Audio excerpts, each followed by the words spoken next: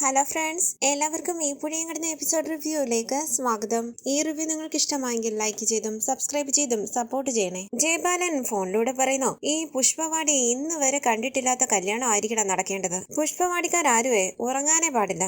Carnival ആയിരിക്കണം, carnival. Ragini പുഞ്ചിരിച്ച് ജയബാലനെ നോക്കുകയാണ്. ജയബാലൻ പറയുന്നു, എടാ നീ ആരോടാ പൈസയുടെ കണക്കൊക്കെ പറയുന്നത്? ഇത് ഞാൻ വിയർപ്പൊഴുക്കി ഉണ്ടാക്കിയ പണമാ. എന്റെ ഒറ്റമോളുടെ കല്യാണമാ. അവൾക്ക് വേണ്ടി എല്ലാ പണവും പോകുന്നെങ്കിൽ ഞാൻ പോട്ടെന്നങ്ങ് വെക്കും. എന്നോട് ആരോടാ ചോദിക്കുന്നേ? ശരിയെന്ന് പറഞ്ഞ ഫോൺ കട്ട് ചെയ്ത് ജയബാലൻ പറയുന്നു, അവൻ പൈസയുടെ കണക്ക് പറയാൻ വന്നിരിക്കുന്നു, അതും ജയബാലന്റെ അടുത്ത്. ഈ സമയം ജയബാലന്റെ വീട്ടിലേക്ക് വരികയാണ് കാവേരി. വളരെ ദേഷ്യത്തോടു കൂടി വീട്ടിലേക്ക് ഒന്ന് നോക്കിയിട്ട് സ്കൂട്ടറിൽ നിന്നും സ്ക്രൂ ഡ്രൈവർ എടുത്ത് മുന്നോട്ട് നടന്നു വരികയാണ്. ജയബാലൻ ഉറക്കെ പ്രവീണാന്ന് വിളിക്കുമ്പോൾ രാഗിണി ചോദിക്കുന്നു, അച്ഛ അമ്മ രാവിലെ കൊച്ചിക്ക് പോയ കാര്യം അച്ഛൻ മറന്നുപോയോ? ജയബാലൻ പറയാണ്, അത് ശരിയാ മോളെ, ഞാനതങ്ങ് മറന്നുപോയി. എടി മോളെ, നിന്റെ അമ്മയ്ക്ക് കൊച്ചിയിലൊക്കെ പോയി കല്യാണത്തിന് ആളെ വിളിക്കേണ്ട കാര്യമുണ്ടോ? അതിന് ഡ്രൈവറായിട്ട് പോകാൻ നിന്റെ അനിയൻ വിശാലും ഇവിടെ ഒരു ഗ്ലാസ് വെള്ളം എടുത്തു തരാൻ ആരുമില്ല. ഇത് കേട്ട് ചിരിച്ചുകൊണ്ട് രാഗിണി പറയണ, അമ്മയുടെ സ്വന്തം വീട്ടുകാരല്ലേ അച്ഛ, അച്ഛൻ എന്താ വേണ്ടത്, ഞാൻ എടുത്തു തരാം. അങ്ങനെ രാഗിണി അവിടെ നിന്ന് എഴുന്നേൽക്കുമ്പോൾ എടോ എന്ന് ഉറക്കെ വിളിച്ച് വാതിലും ചവിട്ടി തുറന്ന് കാവേരി അകത്തേക്ക് കയറി വരികയാണ്. ജയബാലനും രാഗിണിയും ഞെട്ടി കാവേരിയെ നോക്കുന്നു.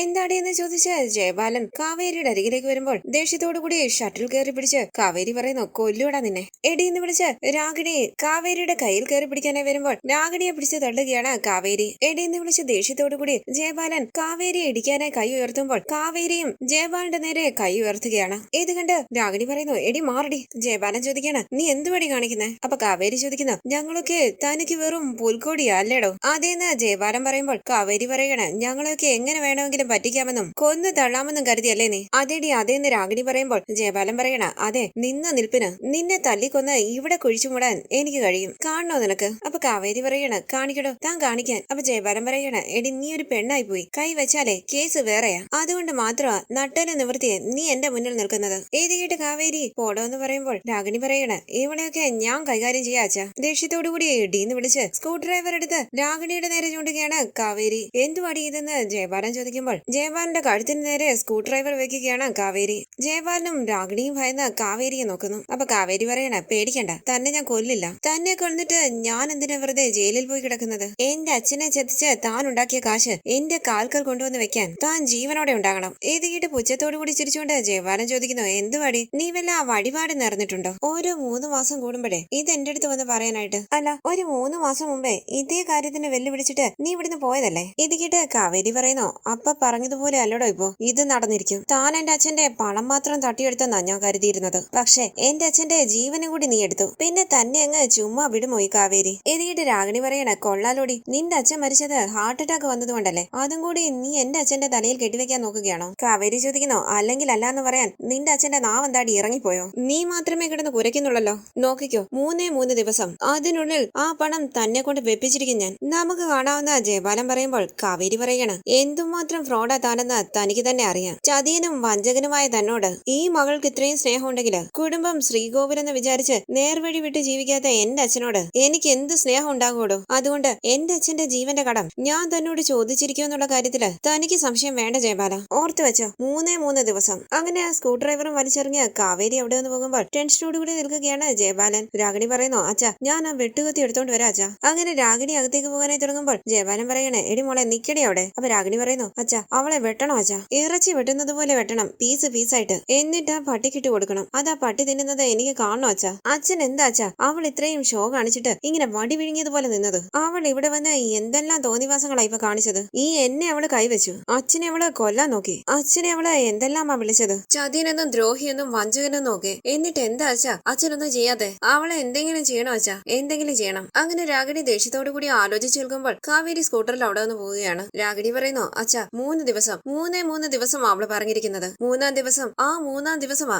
എന്റെയും ഡിവിന്റെയും കല്യാണം. അന്ന് എന്തെങ്കിലും പ്രശ്നം ഉണ്ടായാൽ അവളെ മാത്രമല്ല അച്ഛനെയും ഞാൻ വെച്ചേക്കില്ല. അങ്ങനെ രാഗിണി കരിതുള്ളി അകത്തേക്ക് പോകുമ്പോൾ ടെൻഷനോടുകൂടി നിൽക്കുകയാണ് ജയബാലൻ. കാവേരി വലിച്ചെറിഞ്ഞിട്ട് പോയ സ്ക്രൂ ഡ്രൈവർ എടുത്തു നോക്കി ജയബാലൻ മനസ്സിൽ പറയുന്നു, ഒരിക്കലും ചതിക്കില്ലെന്ന് വിചാരിച്ച കാവൽ നായ എന്നെ ഒറ്റി ശിവരാമൻ. പിന്നീട് കാണിക്കുന്നത് കയ്യിലുള്ള ആഭരണങ്ങളെല്ലാം എടുത്ത് ടേബിളിലേക്ക് വെച്ച് ശാരദ പറയുന്നു, നിളയുടെ കാതിലൊരു മുട്ടുകമ്മലുണ്ട്. ഗംഗ പറയുന്നു, അതെന്തായാലും വാങ്ങണ്ട അമ്മേ, അതവള് ഒരുപാട് ആഗ്രഹിച്ച് വാങ്ങിച്ചതല്ലേ. രാധമ്മ തന്റെ വളകൾ ഊരുമ്പോൾ ശാരദ പറയുന്നു, വേണ്ടമ്മ അതൊന്നും ഊരണ്ടമ്മ. അപ്പൊ രാധമ്മ പറയണ, എടി പ്രായം തികഞ്ഞ പിമ്പിള്ളേര് കഴുത്തേന്നും കാതീന്നും വരെ വലിച്ചെടുത്ത് വെക്കുമ്പോൾ കുഴിയിലോട്ട് കാലം നീട്ടിയിരിക്കുന്ന എനിക്ക് എന്തിനടി സ്വർണം? അങ്ങനെ രാധമ്മയും വളകൾ ടേബിളിലേക്ക് വെക്കുകയാണ്. ശാരദ പറയുന്നു, ഇതുകൊണ്ടൊന്നും ഒന്നും ആകാൻ പോകുന്നില്ലമ്മ. 10 ലക്ഷം എന്നല്ലേ ഹോസ്പിറ്റലുകാർ പറഞ്ഞത്. എല്ലാവരുടെയും കൂടി കൂട്ടിയാൽ പോലും അതിന്റെ അടുത്ത് എത്താൻ പോകുന്നില്ല. ഒരു ഗൾഫുകാരന്റെ വീടാ. വർഷങ്ങളായിട്ട് ആ മനുഷ്യൻ സ്വന്തം ഭാര്യയും മക്കളെയും പോലും കാണാൻ വരാതെ മരുഭൂമിയിൽ കിടന്ന് അധ്വാനിച്ചുണ്ടാക്കിയതാ. ഓറും പരിമടി കൂട്ടി വെക്കുന്നത് പോലെ കൂട്ടിവെച്ചു. എന്നിട്ട് അയാളുടെ 4 പെൺമക്കൾ അടക്കമുള്ള കുടുംബത്തിന് സമ്പാദ്യമായിട്ടുള്ള സ്വർണം ഇതായിരിക്കുന്നു. അപ്പൊ രാധമ്മ പറയണ,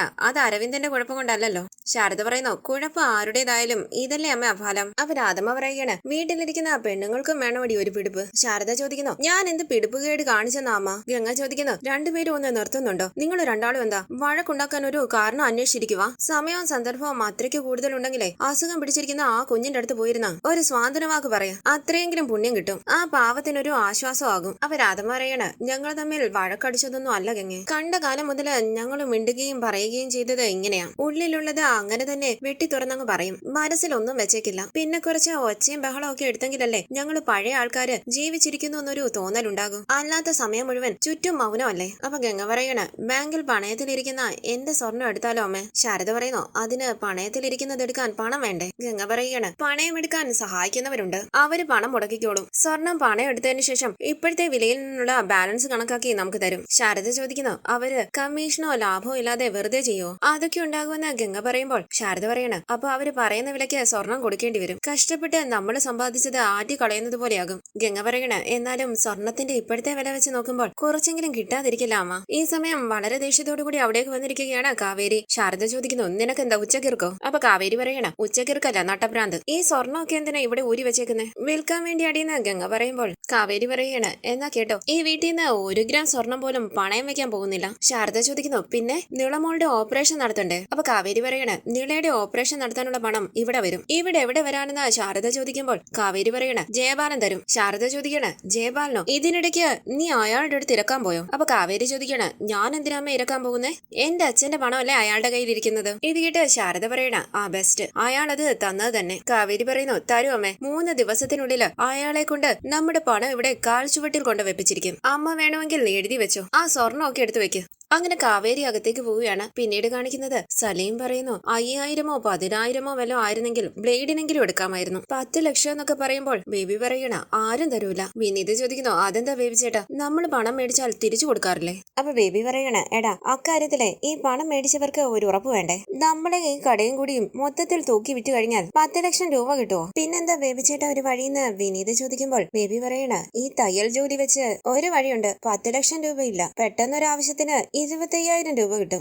ജോലി ചെയ്ത് വീട്ടിയാ മതി കടം. ഇത് കേട്ട് വിനീത് പറയണ, 25,000 എങ്കിൽ 25,000, പിന്നെ ബാക്കിയുള്ള കാര്യം ആലോചിച്ചാ മതിയല്ലോ. ബേബി ചേട്ടൻ കാര്യം പറ. അപ്പൊ ബേബി പറയണ, അല്ലടാ, പള്ളിയുടെ വക സ്കൂളിലെ അവിടുത്തെ യൂണിഫോം തയ്യൽ മാത്രം കിട്ടിയാ മതി, നമ്മൾ രക്ഷപ്പെട്ടില്ലേ. എത്ര കുട്ടികളാ അവിടെ? മൊത്തം കുട്ടികളുടെ ഡ്രസ്സ് തുണി എടുത്തു കൊടുത്താണ് അവര് തയ്പ്പിക്കുന്നത്. കഴിഞ്ഞ വർഷം വരെ തയ്ച്ചുകൊണ്ടിരുന്ന ആള് എന്തോ പ്രശ്നം ഉണ്ടാക്കിയെന്ന് പറഞ്ഞ് അവര് പുതിയൊരാളെ അന്വേഷിച്ചുകൊണ്ടിരിക്കുകയാണ്. ഇടവക വികാരി പൗലോസ് അച്ഛനാ സ്കൂളിന്റെ കാര്യങ്ങളൊക്കെ നോക്കുന്നത്. അച്ഛൻ വിചാരിച്ചാൽ കാര്യം നടക്കും. ഇത് കേട്ട് വിനീത് ചോദിക്കുന്നു, ഇക്കാര്യം എന്താ ബേബി ചേട്ടൻ നേരത്തെ പറയാതിരുന്നത്? അപ്പൊ ബേബി പറയണ, അതിന് നിനക്കിവിടെ നിന്ന് തിരിയാൻ പറ്റാത്ത തിരക്കല്ലായിരുന്നോടാ, പിന്നെ ഞാൻ അങ്ങനെ പറയാനാ? അപ്പൊ വിനീത് പറയുന്നു, ശരിയാ ബേബി ചേട്ടാ, ഇത്രയും കാലം ഞാനും അങ്ങനെ തന്നെയാ കരുതിയിരുന്നത്. വലിയ പണക്കാരനാകണമെന്നൊന്നും ഞാൻ ചിന്തിച്ചിട്ടില്ല. ഇങ്ങനെയൊക്കെ അങ്ങ് പോകണമെന്ന് മാത്രമേ എപ്പോഴും വിചാരിച്ചിട്ടുള്ളൂ. ഇപ്പോഴാ പണത്തിന്റെ ഒരു വില മനസ്സിലായത്. അത് മനസ്സിലാക്കി വന്നപ്പോൾ പണമാണെങ്കിൽ കയ്യിലോട്ടില്ല താനും. ഞങ്ങളുടെ നിളക്കുട്ടിയുടെ ജീവന് വേണ്ടിയല്ലേ രാപ്പകലില്ലാതെ ജോലി ചെയ്യാനും ഞാൻ റെഡിയാ. തോളിൽ കൈവച്ച് ബേബി പറയുന്നു, ഒക്കെ ശരിയാകൂടാ വിനീത്, ഞങ്ങളൊക്കെ ഇല്ലേ കൂടെ? നമുക്കേ പൗലോസ് അച്ഛനെ നേരിട്ട് പോയെന്ന് കാണാം. എന്നാ ഞാൻ ഇറങ്ങട്ടെ, സലീമെ പോട്ടെ എന്ന് പറഞ്ഞ് ബേബി താഴേക്ക് ഇറങ്ങി വരുമ്പോൾ ബൈക്കിൽ അവിടേക്ക് വരുന്ന നിവിനെ കാണുകയാണ്. നിവിൻ മോനെ, ഈയിടെയായിട്ട് ഇങ്ങോട്ടൊന്നും കാണാറില്ലല്ലോ. വിനീതില്ലേ ബേബി ചേട്ടാന്ന് നിവിൻ ചോദിക്കുമ്പോൾ ബേബി പറയുന്നു, ഉണ്ട്, ഇത്തിരി വിഷമത്തില. എന്താണെന്ന് നിവിൻ ചോദിക്കുമ്പോൾ വിഷമത്തോടുകൂടി നിൽക്കുകയാണ് ബേബി. തുടർന്ന് വിനീത് പറയുന്നു, സലീമിക്ക, ഈ മൊബൈലിൽ ഇങ്ങനെ മെസ്സേജ് ഒക്കെ വരാറുണ്ട്, 5 ലക്ഷം 10 ലക്ഷം ഒക്കെ ലോൺ തരാന്ന് പറഞ്ഞിട്ട്, അതൊന്ന് ചോദിച്ചു നോക്കിയാലോ? ഇത് കേട്ട് സലീം പറയണം, ആവശ്യമില്ലാത്ത പൊല്ലാപ്പിലൊന്നും പോയി തല വെക്കല്ലേ വിനീത്, പത്രവും TV ഒന്നും കാണാറില്ലേ? അപ്പൊ വിനീത് പറയണ, പണത്തിന് വേണ്ടി ഏത് പിശാചിന്റെ കക്ഷത്തിലും ഞാനിപ്പോ തല വെക്കും സലീമിക്ക, എന്റെ ഇപ്പോഴത്തെ അവസ്ഥ അതാ. നിവിൻ അകത്തേക്ക് കയറി വരുമ്പോൾ സലീം പറയുന്നു, നിവിനെ വാ. അപ്പൊ അവിടെ നിന്ന് എഴുന്നിട്ട് വിനീത് ചോദിക്കണ, നിനക്കെന്താ ഇവിടെ കാര്യം? അപ്പൊ നിവിൻ പറയണ, എടാ വിനീതെ, ഞാൻ പറയുന്നതൊന്ന്. അപ്പൊ വിനീത് പറയണ, ഇറങ്ങട ഇവിടുന്ന്, നിന്നോട് എത്ര തവണ പറയണം? വിനീതെന്ന് സലീം വിളിക്കുമ്പോൾ വിരൽ ചൂണ്ടി ഇക്കാന്ന് വിളിക്കുകയാണ് വിനീത്. സലീം പറയുന്നു, എടാ നമ്മുടെ നിവിൻ അല്ലേടാ. അപ്പൊ വിനീത് പറയണ, ഇക്ക ഇതിൽ ഇടപെടണ്ട. അപ്പൊ നിവിൻ പറയുന്നു, പ്ലീസ് അളിയ, നമ്മൾ തമ്മിലുള്ള പ്രശ്നം എന്തോ ആവട്ടെ. എടാ നിളയുടെ കാര്യം അറിയാനാ ഞാൻ വന്നേ. 10 ലക്ഷം രൂപയല്ലേ വേണ്ടത്? ആ കാശ് ഞാൻ തരാമടാ. എടാ നമ്മുടെ നിളമോൾക്ക് വേണ്ടിയല്ലേടാ. എടാ എനിക്ക് ആ പണം തിരിച്ചു വേണമെന്നില്ല. എടാ ഇനി നിനക്ക് എന്തെങ്കിലും അഭിമാന പ്രശ്നം ഉണ്ടെങ്കിൽ നീ ഇത് കടമായിട്ട് വാങ്ങിയാ മതി. നിനക്കാവുമ്പോ എത്തിച്ചാലും മതിയല്ലോ. 10 ലക്ഷം രൂപ നീ തരുമോ അളിയ? അതെ അളിയാന്ന്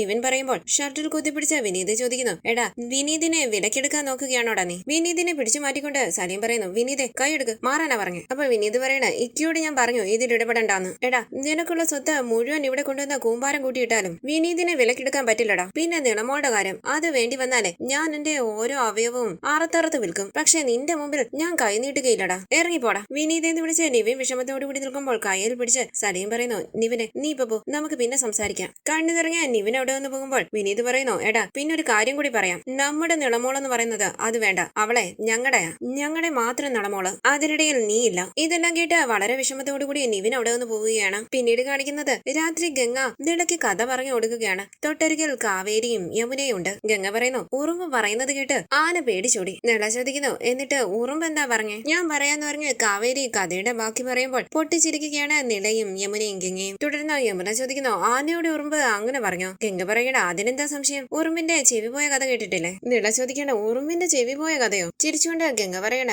മതി മതി, ചെറിയൊരു നാവുവിളയ്ക്ക് ഇത്രയൊക്കെ ചിരിച്ചാ മതി. അപ്പൊ കാവേരി പറയണ ഗംഗേച്ചി പറഞ്ഞ ഉറുമ്പിന്റെ ചെവി പോയ കഥ വല്ലാത്തൊരു സംഭവമാണ് കേട്ടോ. ആനയുടെ ചെവിയിൽ കിടന്ന ഉറുമ്പ് പെട്ടെന്ന് ഇറങ്ങി വരുമെന്നല്ലേ നമ്മൾ എല്ലാവരും വിചാരിക്കുന്നത്. അതിനു പകരം ആനയുടെ ശരീരത്തിനുള്ളില് ഒരു ടൂറൊക്കെ പോയിട്ടാ ഉറുമ്പ് തിരിച്ചിറങ്ങിയത്. നമുക്ക് അത് സംഭവിക്കുന്നതെങ്കിൽ ഒന്ന് ആലോചിച്ച് നോക്കിയേ. അപ്പൊ നിള പറയണ നേരാ, തലച്ചോറിലൊക്കെ കയറി പോകില്ലേ? ഇത് കേട്ട് ഗംഗ പറയുന്നു. കാവേരിയുടെ കാര്യത്തിലാണെങ്കിൽ പേടിക്കാനിടടി. തലച്ചോറ് തിരിഞ്ഞ് കണ്ടുപിടിക്കാൻ പറ്റാത്തതിന്റെ വിഷമത്തില് ഉറുമ്പ് അവിടെ തന്നെ കെട്ടിത്തൂങ്ങി ചത്തോളും. നിള പറയുന്നു. അഥവാ തലച്ചോറുണ്ടെങ്കിൽ തന്നെ പേടിക്കാനില്ല. കടിച്ചു നോക്കിയിട്ട് ടേസ്റ്റ് ഇഷ്ടപ്പെടാതെ ഉറുമ്പങ്ങ് ഇറങ്ങിപ്പോകും. യമന പറയണ കാവേരി ചേച്ചിയുടെ തലച്ചോറെ കുറച്ച് ഉറുമ്പ് തിന്നിട്ടുണ്ടോന്നാ എനിക്ക് സംശയമുണ്ട്. കുറച്ചൊക്കെ മിസ്സിങ് എവിടെയോ ഇല്ലേ? എടി നിന്നെ ഞാൻ പറഞ്ഞ് തലേണ എടുത്ത് യമുനയെ തല്ലുകയാണ് കാവേരി. എടി ആ തലോണ ഇങ്ങോട്ട് എടുത്തെന്ന് പറഞ്ഞ് നിളയുടെ കയ്യിൽ നിന്നും തലോണ വാങ്ങിച്ച് യമുനയും കാവേരിയെ തല്ലുന്നു. ഇത് കണ്ട് നിള പൊട്ടിച്ചിരിക്കുമ്പോൾ പുഞ്ചിരിച്ച് നിളയെ ചേർത്ത് പിടിക്കുകയാണ് ഗംഗ. വാതിലിന്റെ അരികിലേക്ക് വന്ന ശാരദ അവരെ തന്നെ നോക്കി നിൽക്കുന്നു. നിള പൊട്ടിച്ചിരിക്കുന്നത് കണ്ട് ഗംഗയും കാവേരിയും യമുനയും നിളയെ ശ്രദ്ധിക്കുന്നുണ്ട്. നിളയെ കെട്ടിപ്പിടിച്ച് കവിളിൽ ഉമ്മ കൊടുക്കുകയാണ് ഗംഗ. പെട്ടെന്ന് കാവേരി കാണുകയാണ് വാതിലിന്റെ അരികിൽ കണ്ണു നിറങ്ങി നിൽക്കുന്ന ശാരദയെ. ശാരദ പതി അവിടെ നിന്ന് പോകുമ്പോൾ കാവേരി നിളയെ നോക്കി പുഞ്ചിരിക്കുന്നു. അങ്ങനെ ഇന്നത്തെ എപ്പിസോഡ് അവസാനിച്ചു. ഇനി അടുത്ത എപ്പിസോഡ് പ്രൊമോ റിവ്യൂ. നിള എല്ലാവരുടെ ഒപ്പം ഇരുന്ന് ചിരിക്കുന്നത് കണ്ട് കണ്ണു നിറഞ്ഞ് റൂമിലേക്ക് പോയിരിക്കുകയാണ് ശാരദ. കാവേരി അരികിലേക്ക് വരുമ്പോൾ ശാരദ പൊട്ടിക്കരയുകയാണ്. ശാരദയെ ചേർത്ത് പിടിച്ച് കണ്ണു നിറഞ്ഞു നിൽക്കുകയാണ് കാവേരി. തുടർന്ന് അരവിന്ദന്റെ അക്കൗണ്ട് ഉണ്ടായിരുന്ന ബാങ്കിലേക്ക് വന്ന കാവേരി അക്കൗണ്ട് ഡീറ്റെയിൽസ് ഒക്കെ മാനേജരോട് അന്വേഷിക്കുന്നു. അരവിന്ദന്റെ അക്കൗണ്ടിന്റെ നോമിനി കാവേരിയാണെന്നും അക്കൗണ്ട് കൈകാര്യം ചെയ്തിരുന്നത് ജയപാലനായിരുന്നെന്നും മാനേജർ പറയുകയാണ്. അരവിന്ദൻ അക്കൗണ്ടിലേക്ക് ഡെപ്പോസിറ്റ് ചെയ്ത പണവും ജയപാലൻ അക്കൗണ്ടിൽ നിന്നും എടുത്തിരിക്കുന്ന പണവും എല്ലാം കണ്ട് വിശ്വസിക്കാനാകാതെ ഇരിക്കുകയാണ് കാവേരി. അരവിന്ദന്റെ മരണശേഷവും ജയപാലൻ അക്കൗണ്ടിൽ നിന്നും പണം എടുത്തിട്ടുണ്ടെന്ന് അക്കൗണ്ട് സ്റ്റേറ്റ്മെന്റിൽ നിന്നും കാവേരി തിരിച്ചറിയുന്നു. മാനേജർ പറയുന്നു. അരവിന്ദൻ ഗൾഫിൽ പോയി കഷ്ടപ്പെട്ടത് മക്കൾക്ക് വേണ്ടിയാണ്, അല്ലാതെ ജയപാലനെ വളർത്താനല്ല. ധൈര്യമായിട്ടിരിക്കും. ഇത് സംബന്ധിച്ച് എവിടെ എന്ത് തെളിവ് തരാനും ഞാൻ തയ്യാറാണ്. ഇത് കേട്ട് കാവേരി ആലോചിച്ചിരിക്കുകയാണ്. അതിനുശേഷം കാണിക്കുന്നത് സ്നേഹതീരത്തേക്ക് വന്ന ഒരു മേഡം ഗംഗയോട് തയ്യലിന്റെ കാര്യം സംസാരിക്കുകയാണ്. ഗംഗയ്ക്കും വിനീതിനും തിരുവനന്തപുരത്ത് ഒരു തയ്യൽ തുടങ്ങുന്ന കാര്യമാണ് ആ മേഡം പറയുന്നത്. ഇത് കേട്ട് ഗംഗ ആലോചിച്ചിരിക്കുകയാണ്. അവരവിടെ നിന്ന് പോയതിനു ശേഷം അരികിലേക്ക് വന്ന ശാരദ പറയുന്നു. നമുക്ക് തിരുവനന്തപുരത്ത് പോയി താമസിച്ചാലോ? എന്തായാലും നിളമോളുടെ ചികിത്സയ്ക്ക് നമ്മൾ അവിടെ പോയി താമസിക്കണം. അപ്പോ അവിടെ സ്ഥിരതാമസം ആക്കിയാൽ എന്താ? ഇത് കേട്ട് ഗംഗ ആലോചിച്ച് നിൽക്കുകയാണ്. തുടർന്ന് രാഗിണിയുമായുള്ള വിവാഹത്തിന് ഇഷ്ടമല്ല എന്ന് പറഞ്ഞ് നിവിൻ ദേഷ്യത്തോടുകൂടി ജയപാലനോടും രാജേശ്വരിയോടും സംസാരിക്കുമ്പോൾ ഈ വിവാഹം നടന്നില്ലെങ്കിൽ ജീവിച്ചിരിക്കില്ല എന്ന് പറഞ്ഞ് നിവിനെ ഭീഷണിപ്പെടുത്തുകയാണ് അവർ. നിവിൻ പറയുന്നു. എപ്പോഴും ഇങ്ങനെ ചാകുന്ന കാര്യം പറഞ്ഞ് എന്നെ ഇങ്ങനെ ബ്ലാക്ക് മെയിൽ ചെയ്യുന്നതിനും ഭേദം ഒറ്റയടിക്കങ്ങ് ചാകുന്നതാ. ഇത് കേട്ട് ഞെട്ടി നിവിനെ നോക്കുകയാണ് സത്യപാലനും രാജേശ്വരിയും. നിവിൻ കണ്ണു നിറങ്ങി അകത്തേക്ക് പോകുന്നു. ഈ സീരിയലിന്റെ കൂടുതൽ വീഡിയോസിനായി ചാനൽ സബ്സ്ക്രൈബ് ചെയ്ത് സപ്പോർട്ട് ചെയ്യണേ. താങ്ക്